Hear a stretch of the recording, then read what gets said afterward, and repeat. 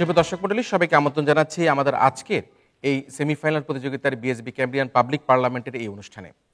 আমাদের আজকের এই পাবলিক পার্লামেন্টের যে বিষয়টি নিয়ে দুটি বিশ্ববিদ্যালয়ের তার্কিকরা কথা বলবে সেটি হচ্ছে প্রেক্ষাগৃহে ভারতীয় চলচ্চিত্র প্রদর্শনী দেশীয় চলচ্চিত্রের জন্য হুমকি কিনা। এতে সরকারি দল হিসাবে বক্তব্য প্রদান করবে ইডেন মহিলা কলেজ ঢাকা এবং বিরোধী দল হিসেবে বক্তব্য প্রদান করবে ঢাকা ইন্টারন্যাশনাল ইউনিভার্সিটি ঢাকা। সরকারি দল ইডেন মহিলা কলেজের বক্তারা হলো মাননীয় প্রধানমন্ত্রী ও সংসদ নেতা আসমা আক্তার বন্যা, মাননীয় মন্ত্রী সাংস্কৃতিক মন্ত্রণালয়ের দায়িত্বে নিয়োজিত নাজিয়া সর্দার, মাননীয় সরকারদলীয় সংসদ সদস্য আফরোজা আক্তার পাপিয়া। অন্যদিকে বিরোধী দল প্রাইম ইউনিভার্সিটির বক্তারা হলো মাননীয় বিরোধী নেতা আজিজুর রহমান খান, মাননীয় বিরোধী উপনেতা মোহাম্মদ ইব্রাহিম খলিল, মাননীয় বিরোধী সংসদ সদস্য জান্নাতুল ফেরদৌস।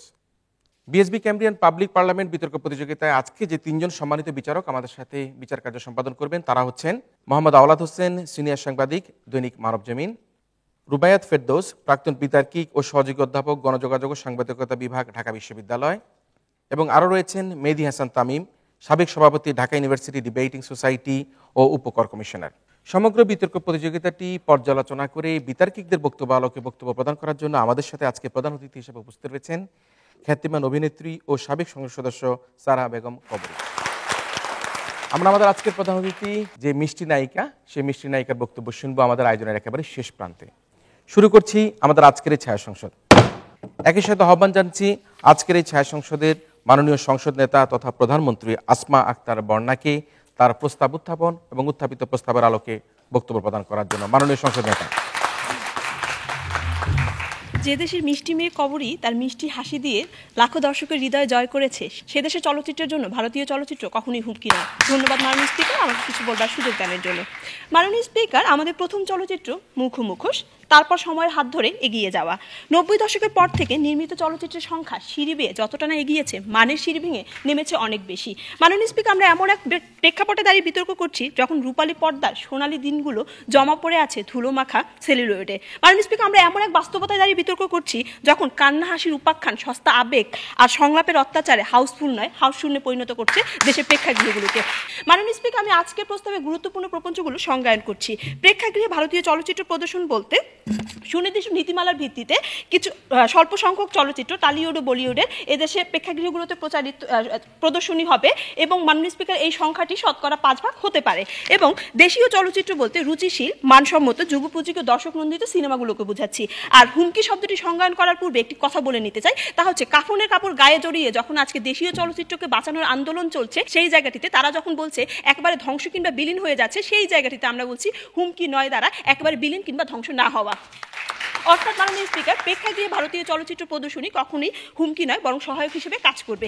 এখন মাননীয় স্পিকার, সভাপতির প্রশ্ন আসতে পারে, ভারতীয় চলচ্চিত্র যদি দেশীয় চলচ্চিত্রের জন্য হুমকি না হয় তবে দেশীয় চলচ্চিত্রের জন্য হুমকির জায়গাগুলো কি? সেই ক্ষেত্রগুলো হলো এক, অনুন্নত কাহিনী, মানহীন সংলাপ, ব্যক্তি উদ্যোগ কম ইত্যাদি। অপরপক্ষে মাননীয় স্পিকার, ভারতীয় চলচ্চিত্র দেশীয় চলচ্চিত্রের জন্য যে ক্ষেত্রগুলোতে সহায়ক হিসেবে কাজ করবে সেই ক্ষেত্রগুলো হলো দর্শক সমাগমের ফলে হলের অস্তিত্ব টিকে থাকবে, দেশীয় ছবিতে উন্নত কারিগরি ও জ্ঞান সম্পন্ন ঘটবে।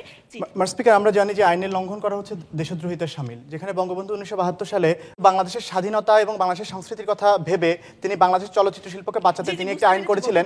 সেই আইনটা হচ্ছে যে উপমহাদেশীয় কোনো চলচ্চিত্র বাংলাদেশে প্রদর্শিত হবে না। তাহলে আপনি কি করে বলছেন যে সুনির্দিষ্ট নীতিমালা ফলো করা? মাননীয় স্পিকার, তিনি একটি ভুল ইনফরমেশন দিয়েছেন।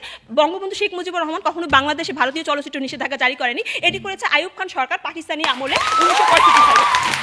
মাননীয় স্পিকার, একটু লক্ষ্য করুন আমি যে কথাটি বলতে চাচ্ছিলাম। 3 নম্বর পয়েন্টটি হচ্ছে দেশীয় চলচ্চিত্র যে কোনো দেশের চলচ্চিত্রের সঙ্গে প্রতিযোগিতার যোগ্যতা অর্জন করবে। মাননীয় স্পিকার, একটু লক্ষ্য করুন, ভারত পাকিস্তান যুদ্ধের সময় নিষিদ্ধ করেছিলেন, আর বঙ্গবন্ধু 1972 সালে বাংলাদেশ হওয়ার পর তিনি বাংলাদেশের মধ্যে ভারতীয় এবং পাকিস্তানি চলচ্চিত্র প্রদর্শনী নিষিদ্ধ করেছিলেন। তিনি ভুল তথ্য দিচ্ছেন না স্পিকার। বাংলাদেশ চলচ্চিত্র কর্পোরেশনের রিপোর্ট অনুযায়ী 1972 সালের আগে বঙ্গবন্ধু এই কথাটা বলেছেন। স্পিকার, আপনি ভুল বলে এই সারা সংসদকে বিভ্রান্ত সৃষ্টি করবেন না। মাননীয় স্পিকার, একটু লক্ষ্য করুন, একটা বিষয় লক্ষণীয়, তা হচ্ছে একজন দর্শকের হলে গিয়ে বিভিন্ন ভাষা এবং বিভিন্ন স্বাদের চলচ্চিত্র আস্বাদন করার অধিকার রয়েছে। শুধু আমেরিকার চলচ্চিত্র আমাদের এই দেশে আসতে পারলে প্রতিবেশী দেশ ভারতের চলচ্চিত্র আসতে সমস্যা কোথায়? আজকে ভারতীয় বই আমাদের এই দেশে আসতে পারলে আজকে ভারতীয় চলচ্চিত্র আসতে সমস্যাটা কোথায়? মাননীয় স্পিকার, যেই কথাটি আজকে উনি বলে গিয়েছিলেন যে বঙ্গবন্ধু শেখ মুজিবুর রহমান নাকি ভারতীয় চলচ্চিত্র আমাদের দেশে চলচ্চিত্র আমদানিটা নিষিদ্ধ করে গিয়েছিলেন। মাননীয় স্পিকার, উনি একটি সম্পূর্ণ ভুল একটি তথ্য দিয়ে গেছেন। সেটি হচ্ছে কি পাকিস্তান সরকার 1965 সালে এদেশে ভারতীয় চলচ্চিত্র আমদানি বন্ধ করে দিয়ে যায়। কিন্তু মাননীয় স্পিকার, একটি মজার বিষয় লক্ষ্য করুন, সেটি হচ্ছে 2006 সালে সেই পাকিস্তান পাকিস্তানি যখন ভারতীয় চলচ্চিত্র ওই দেশে প্রেক্ষাগৃহতে চলছে, তখন আমাদের দেশে ভারতীয় চলচ্চিত্র প্রদর্শনী হতে দোষ কোথায়? মাননীয় স্পিকার, একটু লক্ষ্য করুন, 2014 সালে 20 মার্চ ওয়াল স্ট্রিট জার্নালের এক প্রতিবেদন থেকে জানা যায় পাকিস্তানে 2005 সালে প্রেক্ষাগৃহের সংখ্যা ছিল মাত্র 20টি। স্থানীয় চলচ্চিত্র নির্মাণে পরিবর্তন আসায় মাত্র কয়েক বছরের ব্যবধানে সেই সংখ্যা বেড়ে দাঁড়ায় 104টি। তাই বিরোধী দলকে আহ্বান জানাবো, শাক দিয়ে কখনো মাছ রাখার চেষ্টা করবেন না।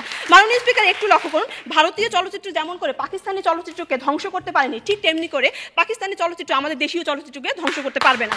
মাননীয় স্পিকার, আরো লক্ষ্য করুন, আজকে বিরোধী দলীয় নেতার দৃষ্টি আকর্ষণ করে বলছি, প্রেক্ষাগৃহ যদি একটা ঘর হয় এবং আপনারা যদি সেই ঘরে প্রবেশ করতে চান, তবে সেই ঘরের তালাটি খুলবে একজন দর্শক, আর তার চাবিটি হবে দর্শকদের চাহিদা সম্পন্ন চলচ্চিত্র। কিন্তু সেই চাবিটিতে যদি মরিচা পড়ে, আপনারা আদৌ সেই ঘরে প্রবেশ করতে পারবেন কিনা? মাননীয় স্পিকার, উত্তরটি হবে না। কেননা আমাদের দেশে যেই হারে দাঙ্গা, কাটা রাইফেল, ছেলেদের শয়তানের মতো চলচ্চিত্র নির্মিত হচ্ছে, তাতে করে মাননীয় স্পিকার একটা সময় হয়তো আমাদের দেশে প্রেক্ষাগৃহগুলো বন্ধ হয়ে যাবে। তখন আমাদের আগামী প্রজন্ম জানবে একদা এক সময় আমাদের দেশেও প্রেক্ষাগৃহ ছিল এবং সেখানেও নাকি চলচ্চিত্র প্রদর্শিত হতো। মাননীয় স্পিকার, আজকে প্রেক্ষাগৃহহীন বাংলাদেশের স্বপ্ন আজকে বিরোধী দল দেখলো, আমি এবং আমার দল তা দেখছি না। তাই মাননীয় স্পিকার, শেষ করছি শেষ কিছু কথা দিয়ে, আর তা হচ্ছে সময় বদলায়, বিভিন্ন দিনের শেষে রাতের আকাশে জমা হয় বিষাক্ত ক্যাকটাস, ঝরে পড়ে ফুল, কুড়ি নিয়ে মাথা তোলে আবার। এমনি করে দেশীয় চলচ্চিত্র তার সংকট কাটিয়ে আমরা আশাবাদ ব্যক্ত করছি যে আমাদের চলচ্চিত্র বাহিরে বিদেশে বিভিন্ন চলচ্চিত্রের সাথে প্রতিযোগিতায় লিপ্ত হবে। এই আহ্বান জানিয়ে মাননীয় স্পিকার আমি শেষ করছি। ধন্যবাদ আপনাকে এবং আপনার মাধ্যমে সকলকে নিয়মিত শুভেচ্ছা। বক্তব্য শুনছিলাম মাননীয় সংসদ নেতার কাছ থেকে। এবার আমরা শুনবো মাননীয় বিরোধী নেতা আজিজুর রহমান খানের কাছ থেকে তার বক্তব্য। মাননীয় স্পিকার, বলতে আজকে খুব কষ্ট হচ্ছে, আজকে যখন সারা বাংলা উত্তপ্ত, শুধুমাত্র ভারতীয় চলচ্চিত্র কেন বাংলাদেশের প্রেক্ষাগৃহে প্রদর্শনী করা হচ্ছে মাননীয় স্পিকার, ঠিক তখনই আজকে আমাদের সরকার দল বলছে যে ভারতীয় চলচ্চিত্র বাংলাদেশের প্রেক্ষাগৃহে যদি প্রদর্শিত হয় মাননীয় স্পিকার, তা কোনোভাবে আমাদের দেশের চলচ্চিত্রের জন্য হুমকি নয় মাননীয় স্পিকার। শুরুতেই কষ্ট লাগে, মাননীয় প্রধানমন্ত্রী যখন প্রেক্ষাগৃহ শব্দটি মাননীয় স্পিকার উনি সংজ্ঞান করলেন, তিনি আসলে প্রেক্ষাগৃহ শব্দটি ভালোভাবে সংজ্ঞান করতে পারেনি মাননীয় স্পিকার। বিশিষ্ট চলচ্চিত্র বিজ্ঞানী ডক্টর QM সুপন বলেছেন যে প্রেক্ষাগৃহ দুই রকমের হতে পারে, এক ফরমাল, দ্বিতীয়ত ইনফরমাল মাননীয় স্পিকার। ফরমাল প্রেক্ষাগৃহ বলতে মাননীয় স্পিকার যেসব আমাদের সিনেমা হলগুলো আছে তা ইনফরমাল হচ্ছে মাননীয় স্পিকার। আমাদের বাসাতে যে টেলিভিশনটি দেখছে মাননীয় স্পিকার, তা হচ্ছে ইনফরমাল প্রেক্ষাগৃহ মাননীয় স্পিকার। আজ আমরা কয়েকটি প্রবন্ধের মাধ্যমে বুঝিয়ে যাব যে কি করে ভারতীয় চলচ্চিত্র আমার দেশীয় চলচ্চিত্রের জন্য হুমকি স্বরূপ মাননীয় স্পিকার। জি, প্রশ্নটি নিন। মাননীয় বিরোধী দলীয় নেতা, আপনি সুস্পষ্টভাবে উত্তর দিয়ে যাবেন। আমাদের চলচ্চিত্র 90 দশকের পরের থেকে হুমকির মুখে পড়েছিল, তখন তো আমাদের প্রেক্ষাগৃহে ভারতীয় চলচ্চিত্র ছিল না, তখন কোন হুমকিটি কাজ করেছে আপনি সুস্পষ্টভাবে উত্তরটি দিয়ে যাবেন। মাননীয় স্পিকার, ওনার প্রশ্নের জন্য ওনাকে ধন্যবাদ মাননীয় স্পিকার। জোয়ারের পরে ভাটা আসবে মাননীয় স্পিকার, এটা স্বাভাবিক, যেমন নিয়তির নীতিকে কেউ খণ্ডাতে পারবে না মাননীয় স্পিকার। 90 দশকের পরে মাননীয় স্পিকার, 90 দশকের পরে প্রশ্ন, আপনি আজকে প্রেক্ষাগৃহের দরজা বন্ধ করে দিয়ে বাংলা চলচ্চিত্রকে হুমকিমুক্ত করতে পারবেন কিনা, সুস্পষ্ট উত্তর দিয়ে যাবেন। জি, ধন্যবাদ আপনাকে আপনার প্রশ্নের জন্য। মাননীয় স্পিকার, উনি বলছে প্রেক্ষাগৃহের দরজা বন্ধ করে আমি বাংলা চলচ্চিত্রকে হুমকি মুক্ত করতে পারবো কিনা মাননীয় স্পিকার। এই দেশ সেই দেশ মাননীয় স্পিকার যে দেশে সূর্য দিগল বাড়ির মতো চলচ্চিত্র নির্মিত হয়েছে মাননীয় স্পিকার। এই দেশ সেই দেশ যে দেশে মনের মাঝে তুলির মতো চলচ্চিত্র নির্মিত হয়েছে মাননীয় স্পিকার। এই দেশ সেই দেশ যে দেশে সারেং বইয়ের মতো চলচ্চিত্র নির্মিত হয়েছে মাননীয় স্পিকার। আমরা সেই মানুষ যারা এইসব চলচ্চিত্র নির্মাণ করেছি মাননীয় স্পিকার। সুতরাং এখন কেন আমরা পারবো না মাননীয় স্পিকার? সরকার দলের প্রতি আমাদের সরাসরি প্রশ্ন মাননীয় স্পিকার, যে অর্থ দিয়ে মাননীয় স্পিকার ভারতীয় চলচ্চিত্র আমদানি করা হচ্ছে, সেই অর্থ যদি মাননীয় স্পিকার আজকে আমার দেশীয় চলচ্চিত্র মাননীয় স্পিকার তাহলে আমার দেশের চলচ্চিত্র মাননীয় স্পিকার আরো উন্নত হতো মাননীয় স্পিকার। সেই অর্থ কেন আমরা দেশীয় অর্থ বিদেশে পাচার করছি মাননীয় স্পিকার ভারতীয় চলচ্চিত্র আমদানির মাধ্যমে? মাননীয় স্পিকার, আমরা কয়েকটি প্রপঞ্চ দেখিয়ে যাচ্ছি যে ভারতীয় চলচ্চিত্র কি করে আমাদের চলচ্চিত্র নয় তথা আমাদের গোটা সংস্কৃতিকে অবমাননা করছে মাননীয় স্পিকার। তা হচ্ছে মাতৃভাষাকে অবহেলা, দেশীয় সংস্কৃতির অবমাননা, অর্থনীতির ক্ষতি, অপরাধ প্রবণতা, চলচ্চিত্রের মান হ্রাস, চলচ্চিত্রের বিকাশে বাধা, দর্শকহীনতা, আইনের লঙ্ঘন, বাজেট আমরা একটা শেষ প্রশ্ন নেই যে মাননীয় সংসদ নেতা। জি, ধন্যবাদ মাননীয় স্পিকার। আমি আপনার মাধ্যমে তার কাছে জানতে চাচ্ছি, তিনি বলে গেছেন আমাদের দেশে সারেং বইয়ের মতো সিনেমা হচ্ছে, আমরা মেনে নিচ্ছি, কিন্তু 90 দশকের পর থেকে 1230টি যেখানে প্রেক্ষাগৃহ ছিল, সেটি শুধুমাত্র 2000 সালে এসে কেন 487টি প্রেক্ষাগৃহ বন্ধ হয়ে যায়, একটু ব্যাখ্যা করে যান। আমরা সেই কথায় আসছি মাননীয় স্পিকার। উনি বারবার বলছে যে প্রেক্ষাগৃহ বন্ধ হয়ে গেছে মাননীয় স্পিকার। আমি প্রথমে বলেছিলাম যে জোয়ারের পরে ভাটা আসে, সেই ভাটার পরে আবার জোয়ার আসে মাননীয় স্পিকার। অর্থাৎ কিছু সময়ের জন্য আমাদের কিছু অসাধু ব্যবসায়ীদের কারণে মাননীয় স্পিকার আমাদের চলচ্চিত্র খারাপ হয়েছিল মাননীয় স্পিকার।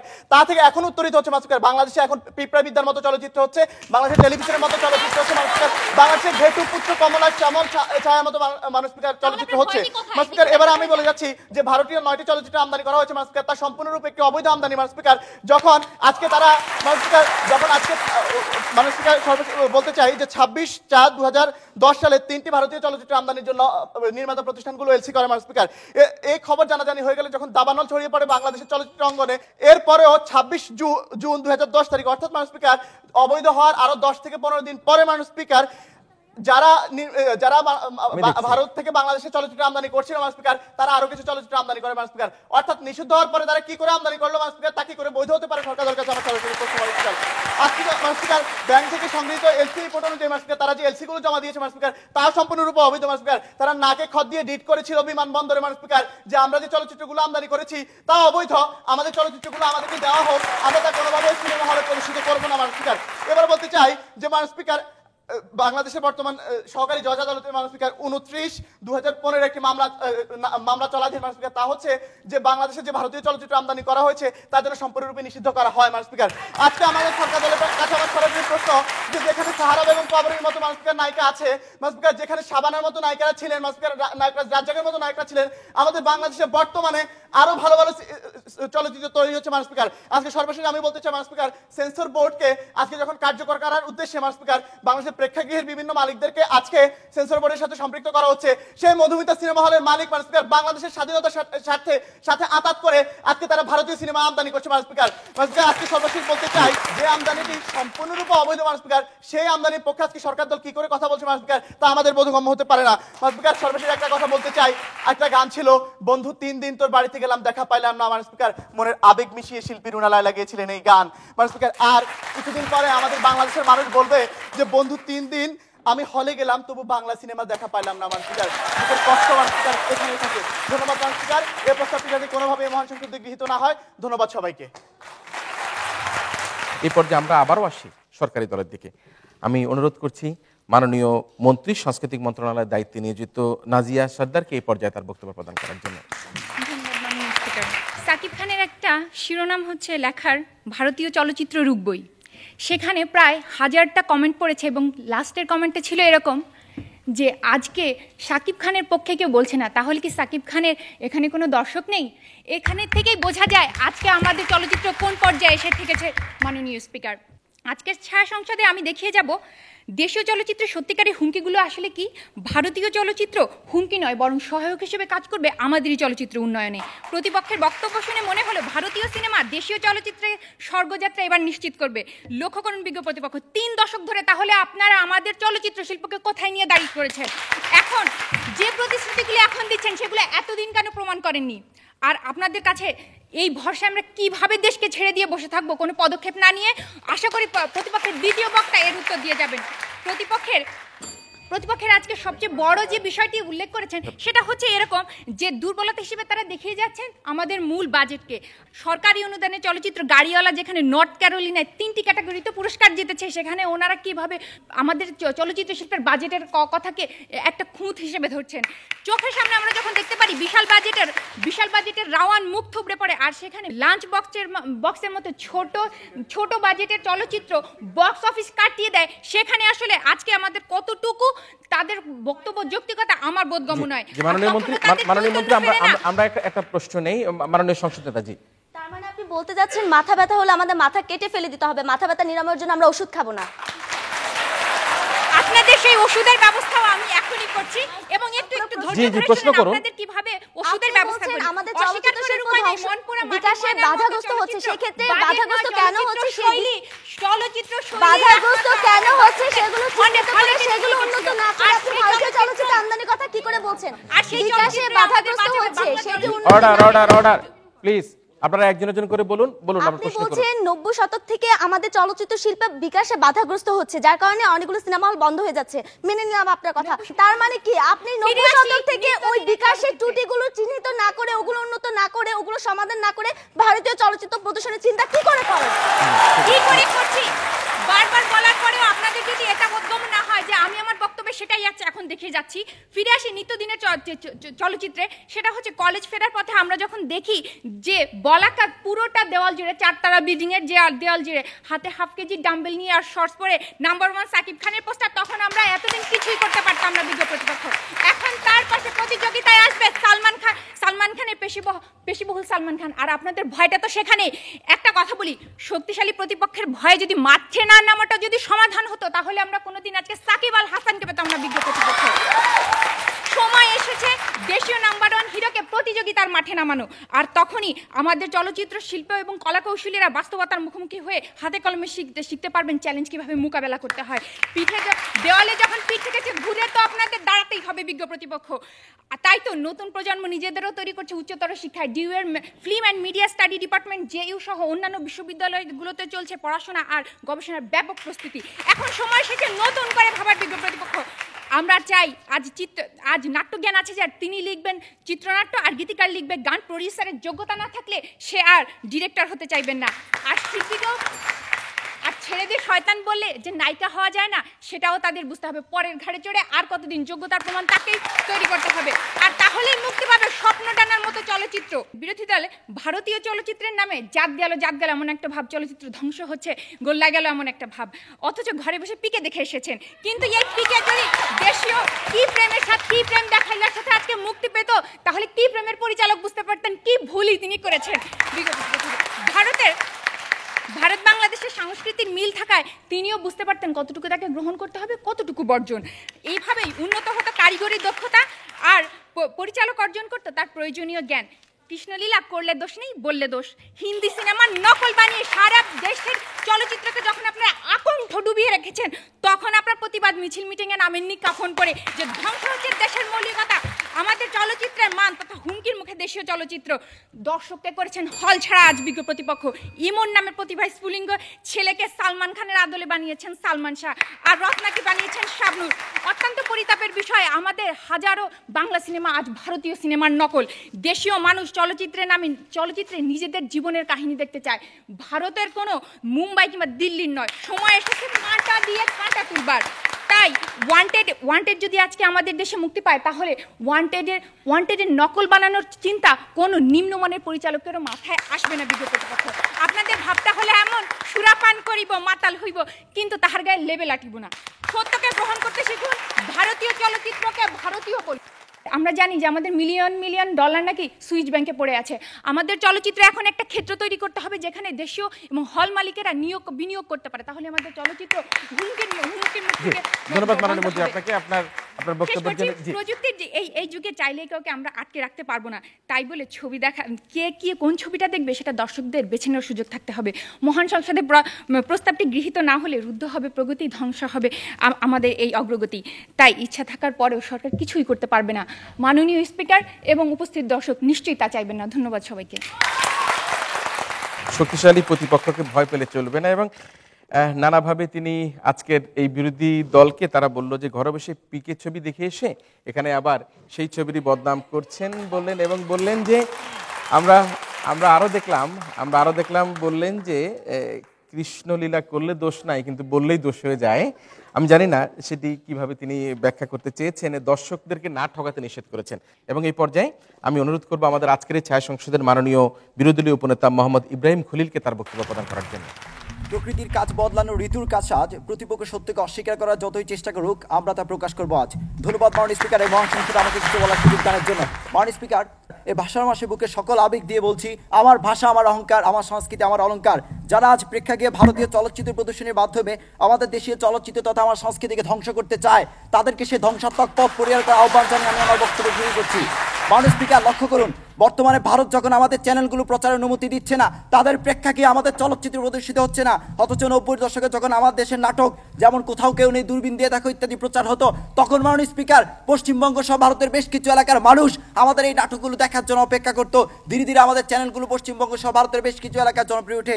মাননীয় স্পিকার, বিষয়টি বুঝতে পেরে ভারত সরকার তখন দেশপ্রেমের দোহাই দিয়ে আমাদের সমস্ত টিভি চ্যানেল প্রচার বন্ধ করে দিয়েছে। আজও বন্ধ আছে মাননীয় স্পিকার। তাই সরকারি দলের কাছে মহান সংসদে জাতি জানতে চায় তারা কোন দেশ প্রেমের দোহাই দিয়ে আমার দেশের প্রেক্ষাগৃহে ভারতীয় চলচ্চিত্র দিতে চায়। মাননীয় স্পিকার, তাই আজকে আমরা আমাদের বিরোধী দলীয় অবস্থান থেকে জোর দাবি জানাচ্ছি, শুধুমাত্র প্রেক্ষাগৃহে ভারতীয় চলচ্চিত্র প্রদর্শনী নয় বরং অবিলম্বে সমস্ত ভারতীয় চ্যানেল প্রচার বন্ধ করে দেওয়া হোক। মাননীয় স্পিকার, এবার আমি দেখিয়ে যাচ্ছি জি, কিভাবে আমরা একটু আসি। জি, একজন প্রশ্ন করুন। জি। আপনি বলছেন যে আমাদের চলচ্চিত্র অনেক উন্নত হচ্ছে, আমাদের অনেক সোনালী অতীত আছে, তাহলে আপনি হুমকি কেন মনে করছেন? ভয়টা আসলে পাচ্ছেন কাকে? ভয় হুমকিটা ভারত কিসের? যেমন আমাদের চলচ্চিত্রগুলো প্রদর্শিত করছে না, এবং আমরা মাননীয় স্পিকার নিষিদ্ধ করা হয়েছে এই জন্য যে ভারত এবং বাংলাদেশ পাশাপাশি রাষ্ট্র, তাদের কালচারগুলো বারবার আমাদেরকে আক্রান্ত করছে। পাখি ড্রেসের কারণে যখন আমার তরুণী আত্মহত্যা করে, বাকের ভাই হাতের জন্য যখন আমার দেশের কোনো ছেলে আত্মহত্যা করে না, তখন কেন দিবালোকে স্পষ্ট নয় যে শুধুমাত্র আমাদের চলচ্চিত্র নয়, আমাদের সামাজিক মূল্যবোধকেও তারা হুমকির সম্মুখীন করবে। মাননীয়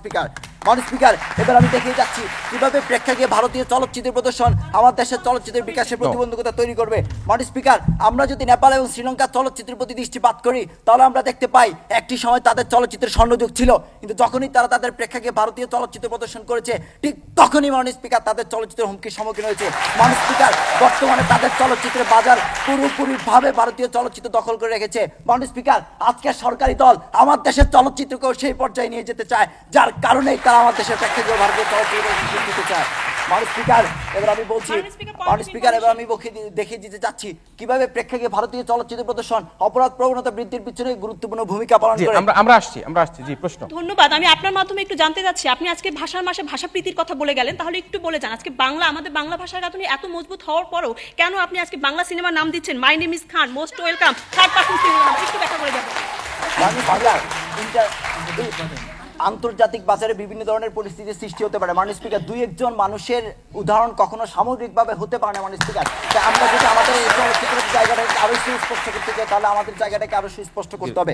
মাননীয় স্পিকার, যখন 6 আগস্ট আনন্দবাজার পত্রিকায় প্রকাশিত হয়েছে বর্তমানে ভারতে যে পরিমাণে ইপটিজিং এবং ধর্ষণ বৃদ্ধি পাচ্ছে, তার পিছনে ভারতীয় চলচ্চিত্রের মূল ভূমিকা হিসেবে কাজ করছে মাননীয় স্পিকার, তখন আজকের সরকারি দল জেনে শুনে কেন আমার দেশের জনগণকে বিষ পানে উৎসাহিত করছে? মাননীয় স্পিকার, আমি বলতে চাই, একটি সময় ছিল যখন কোনো একটি রাষ্ট্রকে ধ্বংস করার জন্য তার উপর সৈন্য সামন্ত নিয়ে আক্রমণ করা হতো, কিন্তু বর্তমানে কোনো একটি রাষ্ট্রকে ধ্বংস করার জন্য তার শিল্প এবং সংস্কৃতিকে ধ্বংস করাই যথেষ্ট।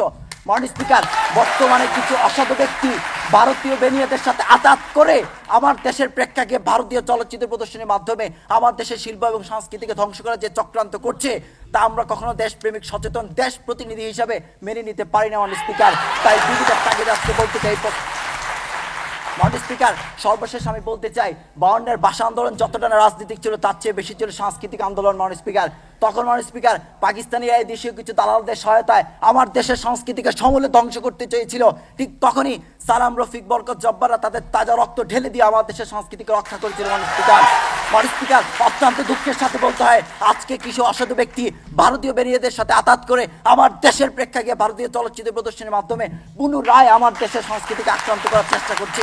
কিন্তু তাদেরকে তাতে সুস্পষ্টভাবে বলতে চাই, আজ সালাম, রফিক, বরকত যারা বেঁচে নেই, যে তাদের যোগ্য উত্তরসূরি হিসাবে বাংলার 16 কোটি মানুষকে সাথে নিয়ে আমরা কখনো তা হতে দিতে পারি না।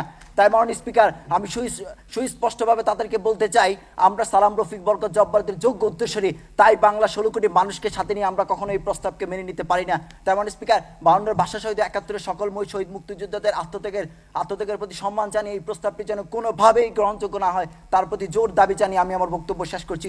ধন্যবাদ মাননীয় স্পিকার, ধন্যবাদ সবাইকে। ভারতীয় চলচ্চিত্র আসলে চলবে কি চলবে না, তারপরেও কিন্তু আমাদেরকে এগিয়ে যেতে হবে। এবং এই পর্যায়ে আমি অনুরোধ করব আমাদের আজকের ছায়া সংসদের মাননীয় সদস্য, যিনি সরকারি দলের রয়েছে, আফরোজা আক্তার পাপিয়ার কাছ থেকে। মাননীয় স্পিকার, আজকে অনেক আশা নিয়ে এসেছিলাম ভারতীয় চলচ্চিত্র আমাদের চলচ্চিত্রের উপরে কি করে হুমকি তৈরি করছে সেই জিনিসটি জানবো বলে। আজকে তারা প্রসঙ্গ থেকে অনেক দূরে চলে গিয়ে তাদের বক্তব্যগুলো উপস্থাপন করছে। মাননীয় স্পিকার, আজকে তারা ভাষার কথা বলে গেলেন, আমি ভাষা দিয়ে আমার বক্তব্যটি শুরু করছি। আজকে বিরোধী দলীয় উপনেতার বক্তব্য শুনে মনে হলো বাংলা চলচ্চিত্রের একটি বহুল আলোচিত ডায়লগ মনে পড়ে গেল। ডায়লগটি হচ্ছে, কোটি টাকার বাগান খাইলো 1 টাকার ছাগলে। হ্যাঁ মাননীয় স্পিকার, আমার এই বাংলাদেশের সংস্কৃতি, আমার এই বাংলাদেশের চলচ্চিত্র কোটি টাকার চাইতেও দামি, তাই ভারতীয় কেন বিশ্বের কোনো দেশের চলচ্চিত্র আমার চলচ্চিত্রের জন্য হুমকি নয়। মাননীয় স্পিকার, যে জাতি ভাষার জন্য জীবন দিতে পারে সে তার সংস্কৃতি ও চলচ্চিত্র উভয়ই রক্ষা করতে পারে। মাননীয় স্পিকার, তাই বিরোধী দলীয় নেতা আপনি একটু লক্ষ্য করুন, প্রথম আলো 2014 সালের 8 ফেব্রুয়ারি একটি শিরোনাম ছিল চলচ্চিত্র আমদানি বিতর্ক ও নাবালকের ভয়। আমি আশা করি আমার দলের বক্তব্য শোনার পরে আপনার সেই ভয়টি কেটে গেছে। মাননীয় স্পিকার, অর্থাৎ ভারতীয় চলচ্চিত্রকে ভয় পাওয়ার কোনো কিছু নেই, এটি একটি সহায়ক মাত্র, আমাদের চলচ্চিত্র একটু সহায়ক হিসেবে কাজ করবে। মাননীয় স্পিকার, আজকে প্রেক্ষাগৃহে প্রদর্শিত ওয়ান্টেড ছবিটির কথা নিয়ে এত তোলপাড়, একটু লক্ষ্য করুন, ওয়ান্টেড ছবিটি কোথাও হাউসফুল হয়নি, কোনো জায়গায় 5 জন দর্শক নিয়ে প্রচারিত হয়েছে সেই ওয়ান্টেড ছবিটি। অন্যদিকে 1 সপ্তাহ পরের চিত্রটি একটু লক্ষ্য করুন আপনারা, সেটি হচ্ছে পরের 1 সপ্তাহ পরে আমি 3 দিন প্রেক্ষাগৃহে গিয়ে মাননীয় স্পিকার ফিরে এসেছি, 0 ডিগ্রি সিনেমাটির টিকিট আমি পাইনি। মাননীয় স্পিকার, আজকে বাংলাদেশের হলগুলোতে সাথে 0 ডিগ্রি সিনেমা 100 ডিগ্রির উত্তাপ ছড়াচ্ছে, অর্থাৎ ভালো চলচ্চিত্র নির্মাণ করলে দর্শকটা দেখবে। মাননীয় সদস্য আমরা একটা প্রশ্ন নেই। জি ওনার কথা থেকে আমি বলছি যে উনি বলেছে যে ওয়ান্টেড চলচ্চিত্রে অনেক প্রেক্ষাগৃহে দর্শকও ছিল না, উনি 0 ডিগ্রি দেখতে গিয়ে উনি টিকিট পাননি। তাহলে আমার দেশে তো বর্তমানে ভালো মাপের চলচ্চিত্র তৈরি হচ্ছে, তাহলে কেন আবার ভারতীয় চলচ্চিত্র আমদানির প্রয়োজনীয় ঠিক আছে, আমার দেশে ভালো মানের চলচ্চিত্র তৈরি হচ্ছে, তাহলে আপনি প্রতিযোগিতায় নামতে ভয় পাচ্ছেন কেন? সেই উত্তরটি দিয়ে যান। মাননীয় স্পিকার, আমি আমার বক্তব্যে ফিরে যাচ্ছি। মাননীয় স্পিকার, এখন লক্ষ্য করুন আমাদের আমার দেশের 1 কোটি টাকা সিনেমার সাথে আপনি 200 কোটি টাকা সিনেমার কি করে মূল্যায়ন করবেন, দয়া করে বলে যান। আমার দেশের 1 কোটি টাকা চলচ্চিত্রের সাথে আপনি 200 কোটি টাকা চলচ্চিত্রকে কি করে তুলনা করবেন, আমি সেটা জানতে চাচ্ছি। জি ধন্যবাদ, আপনি একটু অপেক্ষা করুন। আমার প্রশ্নটা উনি শুনুক, আমার প্রশ্নটা উনি স্পিকার, আমার প্রশ্নটা আমি বলতে চাচ্ছি শর্ট প্রশ্ন, সেটা হচ্ছে যে আমার দেশের 1 কোটি টাকা চলচ্চিত্রের সাথে উনি কি করে 200 কোটি টাকার ভারতীয় চলচ্চিত্র তুলনা করবেন, দয়া করে দেখিয়ে যান।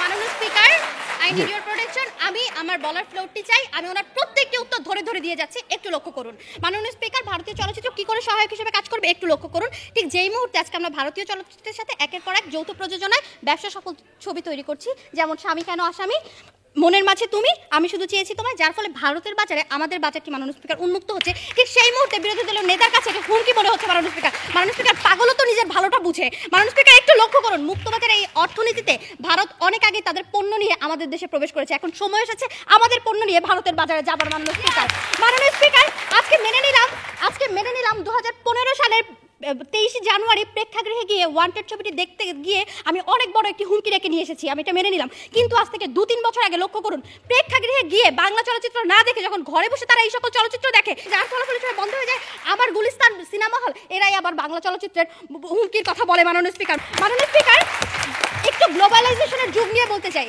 গ্লোবালাইজেশনের এই যুগে আমার বিরোধী দলের নেতা যতই প্রেক্ষাগৃহের দরজা বন্ধ করে রাখুক না কেন, ভারতীয় চলচ্চিত্র জানলা দিয়ে উকি দেবেই। মাননীয় স্পিকার, প্রেক্ষাগৃহ বন্ধ করে দিয়েছেন তো কি হয়েছে? ইউটিউব তো খোলা, সার্চ দিলেই ওয়ান্টেড নিয়ে হাজির হবে সালমান খান, 3 ইডিয়টস নিয়ে আমির খান। আমাদের খানেরা শক্তিশালী না হলে ভারতীয় খানেরা আমাদের দর্শকদের হৃদয় খান খান করবেই। মাননীয় স্পিকার, আমি সামান্য স্বপ্নে চলে যাচ্ছি, হয়তো ভাবছেন আমি ভারতীয় চলচ্চিত্র প্রেমী, কখনোই নয়। মাননীয় স্পিকার, আমিও চাই আমার দেশে বাংলা চলচ্চিত্র প্রদর্শিত হোক, তাই ভারতীয় চলচ্চিত্র কখনোই হুমকি নয়, হুমকি হচ্ছে আমাদের দেখে যাওয়া ক্ষেত্রগুলো। অন্যদিকে বিরোধী দলের কাছে বারবার জানতে চেয়েছিলাম, 90 দশকের পরে আমাদের চলচ্চিত্র যেই সমস্যাটি পড়েছে, তখন তো ভারতীয় চলচ্চিত্র প্রেক্ষাগৃহে ছিল না, তখন কোন নিয়ামকটি কাজ করেছিল? মাননীয় স্পিকার, একটু যথাযথ উত্তর আজকে তারা দিয়ে যেতে পারেনি। মাননীয় স্পিকার, আমি আরও একটু বলে যেতে চাই, আমিও চাই আমার দেশে বাংলা চলচ্চিত্র দেখতে, সাথে আমি স্বপ্ন দেখি আমার চলচ্চিত্র ভারত সহ বিশ্বের প্রতিটি দেশে ছড়িয়ে যাবে।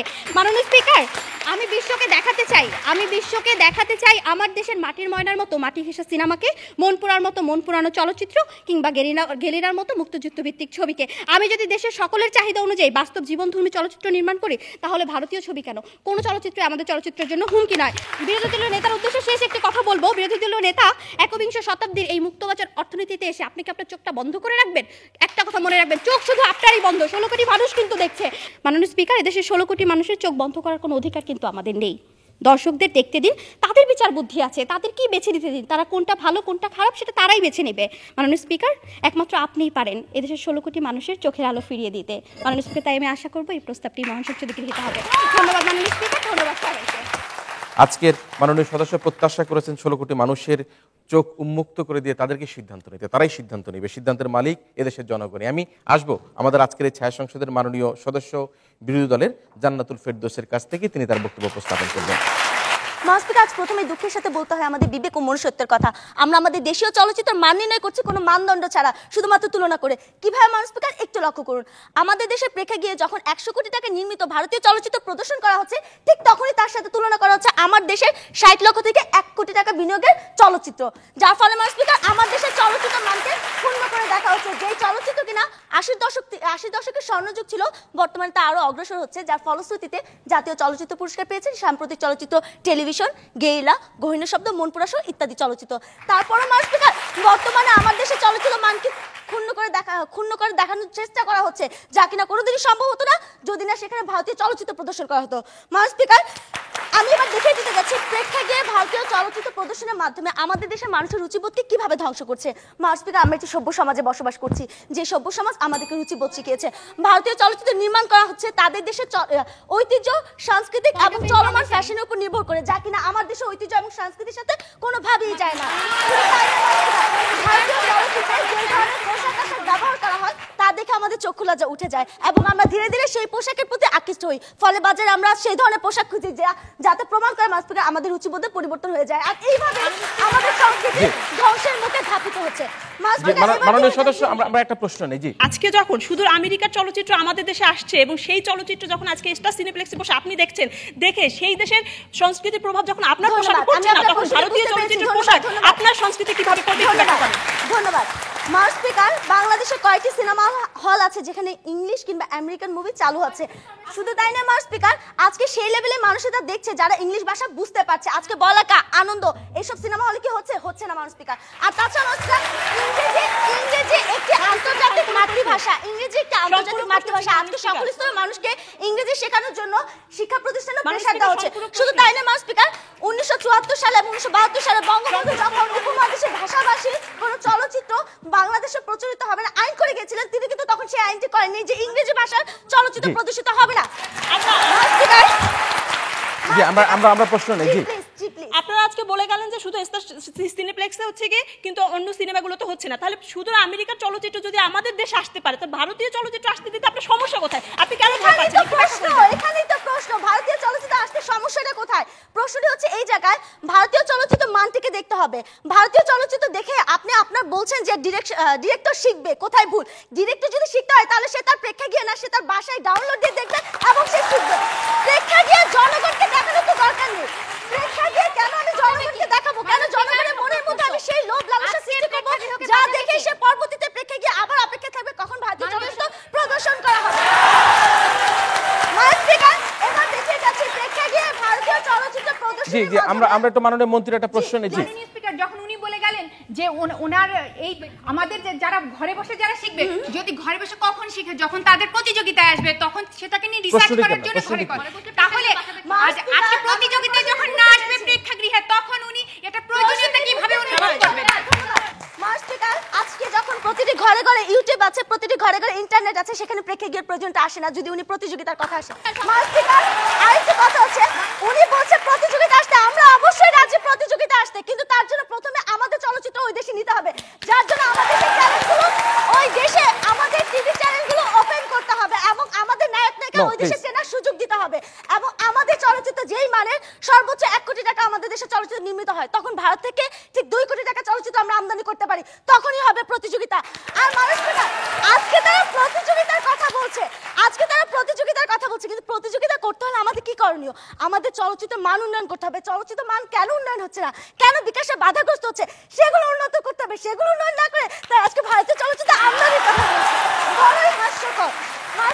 সর্বোপরি যে কথাটি বলতে চাই, চলচ্চিত্র একটি আয়না, যে আয়নায় আমি আমার দেশ, আমি আমার ঐতিহ্য, আমি আমার সংস্কৃতিকে দেখতে পাবো। কিন্তু আজ দুঃখজনক হলো সত্যি, সরকার তো সেই আয়না অন্য দেশকে তুলে ধরতে যাচ্ছে, যে দেশ কিনা আমার দেশের ইতিহাসকে সম্পূর্ণভাবে বিকৃত করছে।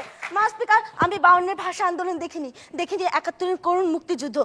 স্পিকার, আমি সহ আমার মতো হাজারো তরুণ তরুণী আছে যারা শুধুমাত্র চলচ্চিত্রের মাধ্যমে বাংলাদেশের ইতিহাসকে জানতে পেরেছে। স্পিকার, আজ স্পিকার, সাম্প্রতিককালে ভারতীয় চলচ্চিত্র গুন্ডেতে দেখানো হয় ভারত ও পাকিস্তানের যুদ্ধের ফলে বাংলাদেশ নামক একটি দেশের জন্ম, যা কিনা আমার ইতিহাসকে সম্পূর্ণভাবে বিকৃত করছে।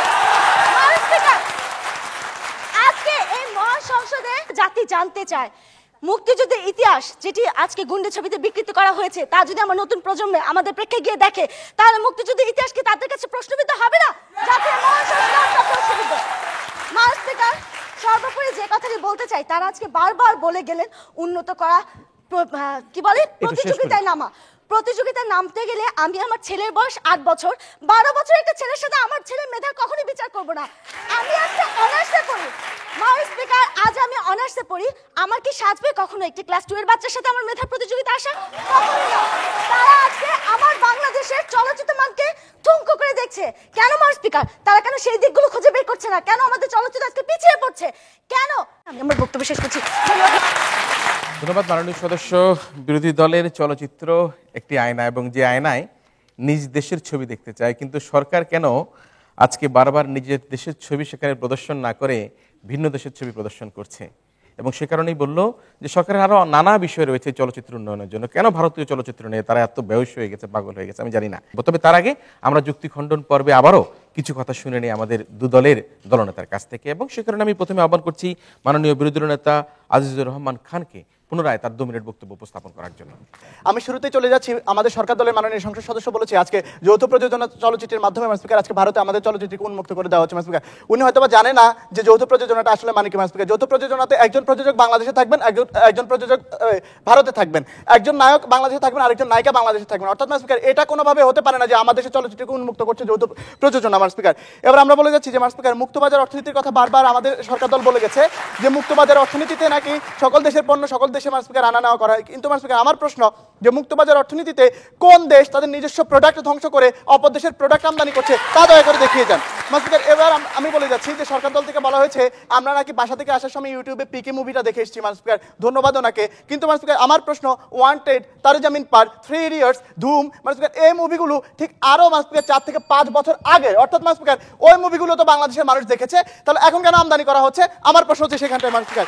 এবার আমার কথা হচ্ছে যে স্পিকার ওনারা বলছে যে আমার দেশের চলচ্চিত্রে এখন অশালীন পোশাক পরা হচ্ছে। স্পিকার আপনাকে ধন্যবাদ আমার দেশের চলচ্চিত্রে অশালীন পোশাকের কথাটা ধরিয়ে দেওয়ার জন্য স্পিকার। কিন্তু আমাদের প্রশ্ন যে ভারতীয় চলচ্চিত্রে যে আজকে বিকিনি পরে নাচ করা হচ্ছে স্পিকার, তা মনে হয় আপনাদের কাছে শালীন স্পিকার। এবার স্পিকার আমার কথা হচ্ছে যে ইনফরমাল প্রেক্ষাগৃহ বলতে বুঝিয়েছি যে টিভি চ্যানেলগুলো যেখানে এক পাখি ড্রেসের জন্য গোটা বাংলাদেশের তাণ্ডব লীলা চলেছে স্পিকার, সে ভারতীয় চলচ্চিত্রে প্রেক্ষাগৃহ প্রদর্শনীর পরে স্পিকার গোটা জাতির সাথে যুদ্ধ ঘোষণা করবে স্পিকার। এবার আমার প্রশ্ন যে 2/5/2013 সালের একটা মামলা আছে স্পিকার কিশোরগঞ্জের কোর্টে। একজন স্ত্রী তার শাশুড়িকে খুন করে 13 টুকরা করেছিলেন। তাকে বলা হয়েছিল আদালতে, জাস্টিস শাহনেওয়াজ মুনির জিজ্ঞেস করেছিলেন যে কেন আপনি এই কাজটা করেছিলেন, তখন তিনি বলেছেন যে আমি হিন্দি সিরিয়াল দেখে এই জিনিসটি পেয়েছিলাম। অর্থাৎ স্পিকার আজকে হিন্দি সিরিয়াল, হিন্দি চলচ্চিত্র আমার দেশের মানুষগুলোকে এমনটাই বিবেক বর্জিত করে দিয়েছে স্পিকার। এবার সর্বশেষ বলতে চাই যে যে গুন্ডে মুভিতে আমার দেশের ইতিহাসকে বিকৃত করা হয়েছে স্পিকার, ওনারা বলছে আমার দেশের চলচ্চিত্র ভালোভাবে নির্মিত হচ্ছে না। আমরা স্পিকার গাছের গোড়া কেটে যেমন আগায় জল ঢালে স্পিকার গাছটা বাঁচবে না, তেমনি আমরা আমার দেশের চলচ্চিত্র কি করে উন্নয়ন করা যায় সেই জিনিসগুলো না ভেবে ভারতীয় চলচ্চিত্রের মতো দানবের সাথে আমার দেশের চলচ্চিত্রের স্পিকার আমরা প্রতিযোগিতা নেমে যাব, তা কখনো হবে না স্পিকার। সর্বশেষ একটি উদাহরণ দিতে চাই যে স্পিকার একজন ফুটবল প্লেয়ারের কথা মনে পড়ে গেছে যে যিনি নিজের দলকে স্পিকার প্রতিপক্ষকে গোল দিতে গিয়ে নিজের দলের গোলবারে স্পিকার গোল দিয়েছিলেন স্পিকার। যখন তিনি চিৎকার করছিলেন গোল, তখন তার দল বলেছিল যে আমাদের তো গোল হয়নি, ওদের গোল হলো। বলে চুপ কর, গোলটা তো হয়েছে। অর্থাৎ স্পিকার আজকে আমার প্রশ্ন যে আমার দেশের চলচ্চিত্র ক্ষতি হবে কি হবে না ওনাদের প্রশ্ন না, ওনাদের প্রশ্ন হচ্ছে যে ভারতীয় চলচ্চিত্র আজকে বাংলাদেশে চলতেই হবে স্পিকার। এবার সর্বশেষ কথা বলতে চাই যে আমার মাথায় কাঁঠাল ভেঙে খাওয়ার দিন তো শেষ, নাম আমার জনগণ, আমি বাংলাদেশ, আমরা লাখো শহীদের উত্তরসূরি, আমরা ধ্বংস করার জন্য। আবার একেবারে বিরোধী দলের ভাষায় কথা বলে গেল, বললো আমরা বেঁচে থাকতে বাংলার মাটিতে ভারতীয় চলচ্চিত্র প্রদর্শিত হতে দেওয়া যাবে না। দেখা যাক আসলে এটি আমাদের জন্য কি নিয়ে আসতে পারে ভারতীয় চলচ্চিত্র। আমরা শুনবো আমাদের আজকের এই ছায়া সংসদের মাননীয় সংসদ নেতা তথা প্রধানমন্ত্রীর কাছ থেকে শেষ মুহূর্তের আরো 2 মিনিট কথা। ধন্যবাদ মাননীয় স্পিকার আমাকে চুক্তি খণ্ডন পর্বে কিছু সুযোগ দানের জন্য। মাননীয় স্পিকার আমি শুরু করছি বিরোধী দলীয় নেতারা আজকে ভুলের জায়গাটা থেকে। মাননীয় স্পিকার আজকে তারা এক জায়গায় বলে গেছেন যে আমাদের বাংলা ছবি এত বেশি সমৃদ্ধ যে ভারতীয় চলচ্চিত্র আমাদের দেশের চলচ্চিত্রের জন্য কিছুই করতে পারবে না। আবার তারা ঠিক তার পরক্ষণে এসে তারা আবার মাননীয় উপনেতা এসে বলে গেলেন যে ভারতীয় চলচ্চিত্র নাকি আমাদের দেশের চলচ্চিত্রের জন্য অনেক বেশি হুমকি বয়ে আনবে। মাননীয় স্পিকার তাদের এই সাংঘর্ষিক জায়গা থেকে আজকে আমরা দেখিয়ে যেতে সক্ষম হয়েছে যে আমাদের দেশের চলচ্চিত্রের জন্য হুমকির জায়গাটিকে এবং ভারতীয় চলচ্চিত্র যে কী কারণে আমাদের দেশে হুমকি হবে না সেই জায়গাটিও আমরা ক্লিয়ার করে গেছি। মাননীয় স্পিকার একটু লক্ষ্য করুন, আজকে বিরোধী দলীয় উপনেতা আজকে ভাষাপ্রীতির কথা বলে গেলেন। মাননীয় স্পিকার আমরাও বলে যাচ্ছি আমাদের বাংলা ভাষার গাঁথনি এত বেশি মজবুত যে আমাদের বাংলা ভাষা 2-1টি প্রেক্ষাগৃহে হিন্দি চলচ্চিত্র প্রদর্শনী হলেই আমাদের বাংলা ভাষা আমরা ভুলে যাব না। মাননীয় স্পিকার একটু লক্ষ্য করুন, আজকে তিনি ভাষাপ্রীতির কথা বলে গেলেন, কিন্তু এই ভাষাপ্রীতি দেখিয়ে তিনি যখন আজকে বাংলা সিনেমার নাম দিচ্ছেন my name is king Khan, 3rd person singular number, most welcome, তখন আমাদের বাংলা ভাষার অস্তিত্বটা কোথায় থাকে? এরপর মাননীয় স্পিকার আজকে মাননীয় বিরোধী দলীয় নেতা বলে গেলেন পিঁপড়া বিদ্যার কথা। মাননীয় স্পিকার, পিঁপড়া বিদ্যা নির্মিত হচ্ছে এবং তার জন্য হলে দর্শক যাচ্ছে, কিন্তু এই ছবিটা শুধুমাত্র এক শ্রেণীর জন্য। কেন আমরা সকল শ্রেণী পেশার মানুষের জন্য ছবি নির্মাণ করছি না, যেটি 90 দশকে নির্মিত হয়েছিল? সেই 90 দশকে যখন সকল শ্রেণী পেশার মানুষ যে হলে সিনেমা দেখতো, কেন আজকে এক শ্রেণীর জন্য ছবি নির্মিত হচ্ছে? এরপর মাননীয় স্পিকার একটু লক্ষ্য করুন, আজকে তারা সারেং বইয়ের কথা বলে গেলেন, মাটির ময়নার কথা বলে গেলেন। মাননীয় স্পিকার, এই সিনেমাগুলো আমাদেরকে আন্দোলিত করে। ঠিক তেমনি মাননীয় স্পিকার, আজকে যখন আমাদের চলচ্চিত্র হচ্ছে মাননীয় স্পিকার, মন বসে না পরের টেবিলে, ভালোবাসা দিবি কিনা বল, বলবো কথা বাসঘর। মাননীয় স্পিকার, এই জন্য মাননীয় স্পিকার আজকে আমাদের গৃহগুলো শূন্য হয়ে যাচ্ছে। মাননীয় স্পিকার, আজকে যখন স্যাটেলাইটে আপনারা 29টি টিভি চ্যানেলে বসে যখন আজকে আপনারা পিকি মুভিটি দেখেছেন, আজকে সেই মুভিটি আজকে ভারতীয় আমাদের প্রেক্ষাগৃহগুলোকে বাঁচানোর জন্য সেই প্রেক্ষাগৃহে গিয়ে মুভিটি দেখতে আপনাদের সমস্যা কোথায়? আজকে আপনারা 5 জন একটু বুকের উপর হাত রেখে বলুন তো, আপনাদের দেখা সর্বশেষ চলচ্চিত্র কোনটি? অবশ্যই সেই চলচ্চিত্রটির নাম হবে পিকে। কিন্তু আপনারা আজকে যে বাংলা চলচ্চিত্রের গুণগান করে গেলেন, কিন্তু আপনাদের 5 জনের কারোরই শেষ চলচ্চিত্র কোনো বাংলা ছবি নয়। তাই মাননীয় স্পিকার, শেষ করবো শেষ একটি কথা দিয়ে, সেটা হচ্ছে গুন্ডি ছবির কথা বলে গেলেন। সেই গুন্ডি ছবি নিয়ে আপনাদের মাথা ঘামাতে হবে না, সেই জন্য সেন্সর বোর্ড রয়েছে। সেন্সর বোর্ডের মাধ্যমে সেই সমস্ত ছবি আমাদের দেশে আসতে দেওয়া হবে, যেই সিনেমাগুলো আমাদের দেশের সংস্কৃতির জন্য হুমকি হবে না। ধন্যবাদ মাননীয় স্পিকার, ধন্যবাদ সবাইকে। সরকার বলছে ভারতীয় চলচ্চিত্র প্রদর্শন করলে কোনো অসুবিধা নেই, কিন্তু আজকে বিরোধী দল বলছে না, এটা আমরা কোনোভাবেই প্রদর্শিত হতে দেব না। দেখা যাক আজকে যিনি প্রধান অতিথি তিনি আছেন এখানে, তিনি চলচ্চিত্র নিয়ে ভাবেন, চলচ্চিত্রের সাথে তিনি সম্পৃক্ত ছিলেন, অভিনয় করেছেন, এবং তিনি সেই অভিনয়ের সাথে নিজকে সম্পৃক্ত রেখে তার সারাটা জীবন এর সাথে উজাড় করে দিতে চান। তিনি রাজনীতির সাথে রয়েছেন, সুস্থ রাজনীতি। আমাদের আজকের এই আসরের অতিথি, যিনি প্রধান অতিথি, যাকে আমরা সকলেই বলি আমাদের সেই মিষ্টি নায়িকা কবরী, আমরা অনুরোধ করছি আজকের এই আসরের প্রধান অতিথি আমাদের মিষ্টি নায়িকা কবরী সারা বেগম কবরীকে এই আয়োজনে বিতার্কিকদের বক্তব্য আলোকে তার বক্তব্য প্রদান করার জন্য। ধন্যবাদ। আসলে আমি এই অনুষ্ঠানটি আগেও দেখেছি টেলিভিশনের পর্দায়, মানে আসলে খুবই ইন্টারেস্টিং। আমার এই মিনি পার্লামেন্টে যে আজকের যে ভূমিকা রাখলো সরকারি দল বিরোধী দল, তাদের আমি অনেক ধন্যবাদ জানাই। এর জন্য জানাই কারণ আমি সত্যিকারের পার্লামেন্ট পেরিয়ে এসেছি। একটা জিনিস না বললে হয় না, যে সত্যি যে আজকে যে মেধা নিয়ে আমাদের বিরোধী দল এবং সরকারি দল যে ভূমিকা রাখলেন, যে ভাষায় কথা বললেন এবং যে সুন্দর বিতর্ক হলো, যে এইটা যেন সত্যিকারের পার্লামেন্টেও চর্চা হয়। আমার 2 দলকে খুবই বুদ্ধিমান মনে হয়েছে এবং কেউ চাইতে কম নয়। হয়তোবা যুক্তিগুলি আমাদের এক দলের খুবই যুক্তিপূর্ণ, আবার আরেক দলের হয়তো কিছু কিছু জায়গায় তাদের নিজস্ব মতামত থেকে এরকম আসতেই পারে। আমি কোনো ভুল দেখি না, কারণ ভুল থেকে আমরা শুদ্ধিকরণ করে নিব। 2 দলে বিরোধী দল সরকারি দল মিলেমিশে একটা দেশ গড়বে, প্রতিযোগিতার দেশ সেটা হবে। প্রত্যেক সময় আমরা দেখেছি অনেকবার হোঁচট খেতে খেতে খেতে খেতে আমরা এমন একটা জায়গায় এসেছি, আজকে যদি আমরা শিল্পী সাহিত্য এবং মিউজিক এগুলি যদি আমরা তুলনা করি ভারতের সাথে, আমরা কোনো অবস্থায় টিকবো না। কারণ এখানে অনেকগুলি কারণ আছে, এটা প্রচুর সময় লাগবে, সেমিনার লাগবে ওটা করার জন্য, আমার মনে হয় 3 দিনের। যাই হোক, আমি শর্টকাটে এইটুকুন বলতে চাই যে তাদের দেশে যে এই চর্চা, লেখাপড়ার মান, সংস্কৃতির মান, রাজনীতির মান এমন একটা জায়গায় আছে, সেখানে কিন্তু আজকে বাংলাদেশের সাথে তুলনা করার সময় কিন্তু আসেনি। তাই বলে কি আমরা পিছনে পড়ে থাকবো? আমরা শিখতে চাই। আমরা যে ছবি করেছিলাম, বঙ্গবন্ধু যখন বললেন পাকিস্তান, তখন বঙ্গবন্ধু আমাদের ইন্ডাস্ট্রি মিনিস্টার ছিলেন, উনি যখন বললেন যে না আমাদের দেশে ছবি হতে পারে, পাকিস্তানিরা বলেছিল যে আমাদের দেশের ওয়েদার ভালো না, ছবি হতে পারে না, কিন্তু উনি বলেছিলেন যে না আমাদের দেশে ছবি হতে পারে।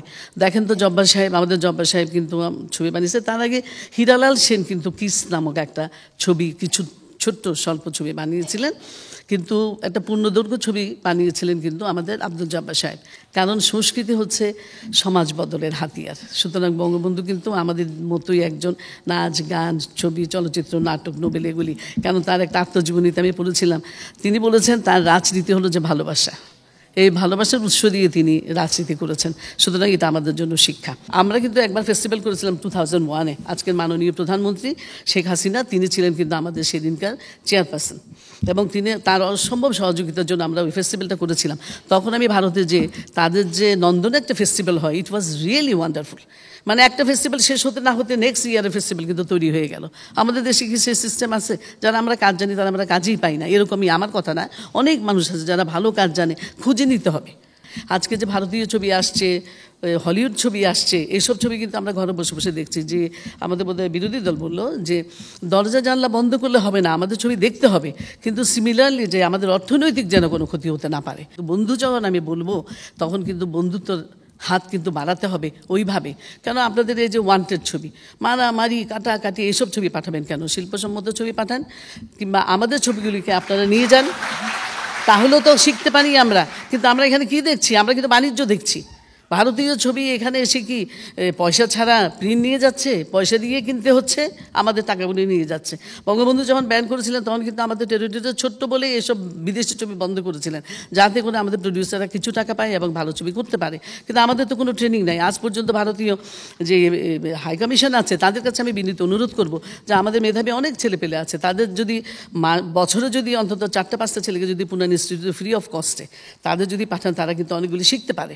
সুতরাং এগুলি থেকে যদি আমরা মুক্তি পেতে হয়, কখনো বাইরের কোনো দেশকে আগ্রাসন কিন্তু আমাদের বন্ধ করতে হবে। আগ্রাসন বলতে আমি এটাই বুঝি যে এমন না, তাদের সাথে আমাদের বন্ধুত্ব থাকবে, কিন্তু ভাইসে ভার্সা। আপনিও বলবেন, আমাকেও বলতে দিতে হবে, আমাকে সবসময় আপনি দাবিয়ে রাখবেন হবে না। যাই হোক, আমাদের দেশে অনেকগুলি সমস্যার জন্য আপনাদের কথাগুলি কিন্তু আমি যুক্তি খণ্ডন করছি না, আমি আপনাদের সাথে একমত যে আজকে যে মেধা নিয়ে আমাদের বিরোধী দল এবং সরকারি দল যে ভূমিকা রাখলেন, যে ভাষায় কথা বললেন এবং যে সুন্দর বিতর্ক হলো, যে এইটা যেন সত্যিকারের পার্লামেন্টেও চর্চা হয়। ধন্যবাদ। আমরা ভীষণভাবে ধন্যবাদ জানাই আমাদের আজকের আয়োজনের সম্মানিত প্রধান অতিথি, এই মিষ্টি নায়িকা কবরী, যাকে শ্রদ্ধা ভরে আমরা এখানে দেখতে পেয়েছি। তিনি এসছেন, তিনি বলছেন আমাদেরকে বুঝতে হবে যে সারা বিশ্বে এখন যে উন্মুক্ত বাজার চলছে, উন্মুক্ত ব্যবস্থাপনা চলছে, সেই ব্যবস্থাপনায় কিন্তু আমরা শুধু দরজা জানালা বন্ধ করে চলবে না, আমাদেরকে দিতে হবে এবং নিতে হবে। তিনি বলেছেন যে তিনিও শিখছেন, আমরাও শিখছি তাদের কাছ থেকে অনেক না জানা কথা।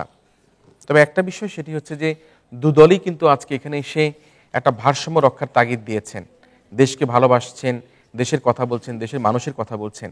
তারপরও তাদের মধ্যে যে একটা আত্মার মিল রয়েছে, বাংলাদেশের চলচ্চিত্র শিল্প, অর্থনীতি, সমাজনীতি সব ক্ষেত্রে কিন্তু এই দল উন্নয়ন চায়। এই পর্যায়ে এসে আমাকে একটা ফলাফল ঘোষণা করতে হয়। দুটি বিশ্ববিদ্যালয় আজকে অনেক দিন থেকে আমাদের সাথে এই পরিক্রমায় অংশগ্রহণ করেছে, তাদের এই ফলাফলের জন্য আজকে আমাকে হ্যাঁ না ভোট নিতে হচ্ছে। আজকের এই প্রস্তাবের পক্ষে যারা আছেন তারা হ্যাঁ বলুন, যারা প্রস্তাবের পক্ষে আছে তারা হ্যাঁ বলুন, প্রস্তাবের পক্ষে যারা আছে তারা হ্যাঁ বলুন, আর যারা আজকের প্রস্তাবের বিপক্ষে আছে তারা না বলুন। প্রস্তাবের বিপক্ষ দল না বলুন, যারা প্রস্তাবের বিপক্ষে আছে না বলুন। কিন্তু ফলাফলের মধ্যে আমরা একটু সামান্য, একেবারেই 1 নম্বরের কম ব্যবধান, ভীষণ রকম কম ব্যবধান, অর্ধেক নম্বরের কম ব্যবধান। তার মানে এখানে বাঘে বাঘে লড়াই হয়েছে, এখানে সিংহে সিংহে লড়াই হয়েছে, এবং সে লড়াই আজকে আমরা দেখতে পাচ্ছি।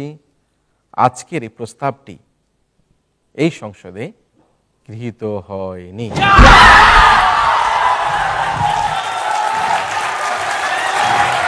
না যুক্ত হওয়ার কারণের জন্য আমরা এই প্রস্তাবের বিরোধী দল ঢাকা ইন্টারন্যাশনাল ইউনিভার্সিটিকে বিজয়ী বলে ঘোষণা করছি। আমি তাদেরকে অভিনন্দন জানাই, তবে খুব ভীষণভাবে অভিনন্দন জানাই ইডেন কলেজের বিতার্কিকদেরকে। আমি দেখেছি একজন নতুন বক্তা এসেছিলেন সাংস্কৃতিক মন্ত্রণালয়ের দায়িত্বে নিয়ে, নাজিয়া সর্দার।